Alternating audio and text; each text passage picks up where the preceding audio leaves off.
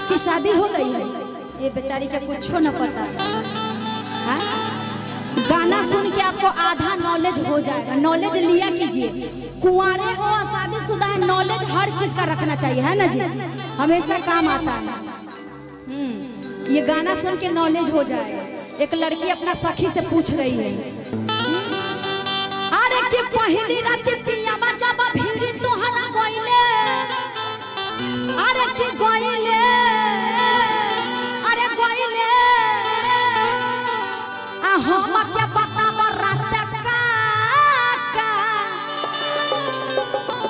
बाप रे बाप, आप भी खिलाड़ी हैं, लेकिन बाप रे बाप, जियो शेर। ऐसा ही मिजाजी आदमी कार्यक्रम में, आप जब जैसा आदमी ना कार्यक्रम में चार चांद लगाते हैं। देखिए एनर्जी इनका देख रहे हैं। लड़कियां पूछा तारी लड़की से, सहेली में बात हो रहा है।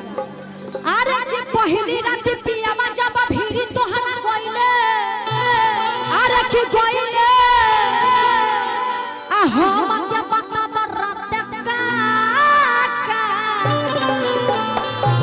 गइले। लड़किया शर्मा तारिया कह तारी का कहिए सखी बोला तारी शर्मावा मोती तो सबके साथे होके के बा, आज तोहरा तो काल हमरा तो परसों ओकरा, है ना। तो लड़किया कह तारी कि बोलबा परत रहे हो, आ बोलबा परत रहे हो, आ सैया चचा वाला रखे प्यार करत रहे हो, सैया चचा वाला रखे प्यार करत रहे हो, सैया चचा वाला रखे प्यार करत रहे हो। बोला परत रहे हो, बोला परत रहे हो, बोला परत रहे हो।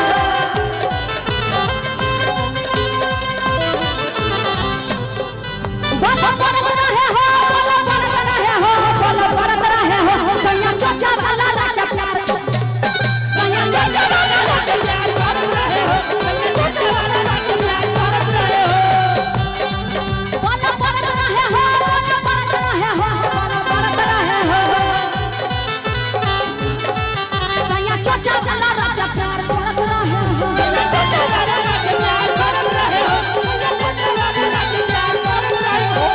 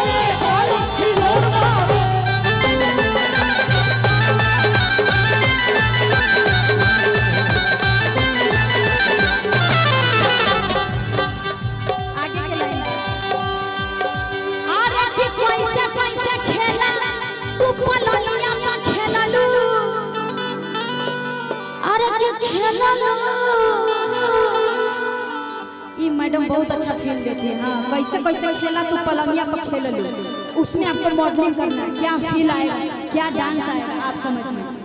अरे कि कैसे कैसे खेला तू पलंगिया पर खेल लो,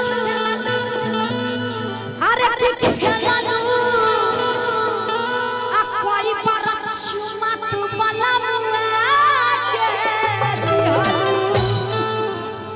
त लइया कहता आप पलंग हिलत रहे हो, आप पलंग हिलत रहे हो, आप पाटी चर चर करे मजा मिलत रहे हो, पाटी चर चर करे मजा मिलत रहे हो, मजा मिलत रहे हो, मजा मिलत रहे हो, मजा मिलत रहे हो।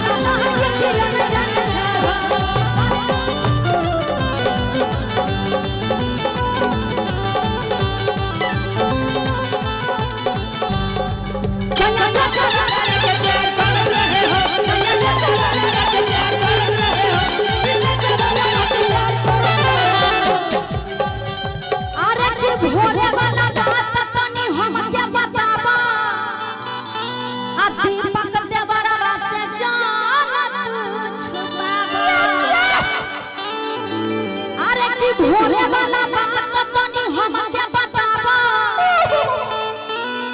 आ हाय दीपक देवरवा से जान तू छुपावा आ पाजा धरत रहे हो साउंड को पाजा मत धरिए बहुत है दाई हां पाजा ऐसे धरा जाता है बाप रे बाप बहुत इनको पता है सब चीज का नॉलेज होना चाहिए यहाँ पे 10 साल का लड़का है उसको भी हर चीज का नॉलेज है ना जी सिखाना पड़ता है इतना तेज आजकल का बच्चा सब कंप्यूटर पैदा ले रहे हैं हाँ हाँ आप पाजा धरत रहे हो आप पाजा धरत रहे हो आ कबो ऊपर कबो नीचे सैया चाचा वाला लगे प्यार कर रहे हो सैया चाचा वाला लगे प्यार कर रहे हो बोला करत रहे हो बोला करत रहे हो बोला करत रहे हो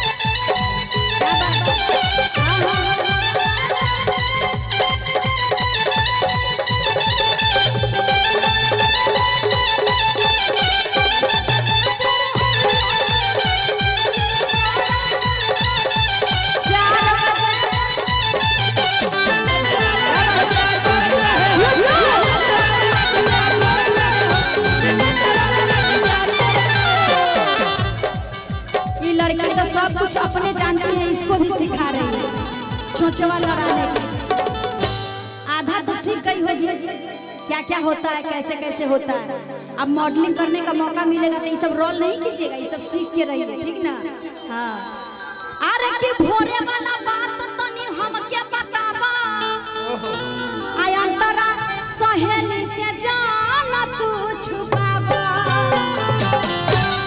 देखिए ये पुरुष पावर है ना कि पाजा धरत रहे हो अब लड़की फील्ड में आई है कि पाजा धरत रहे हो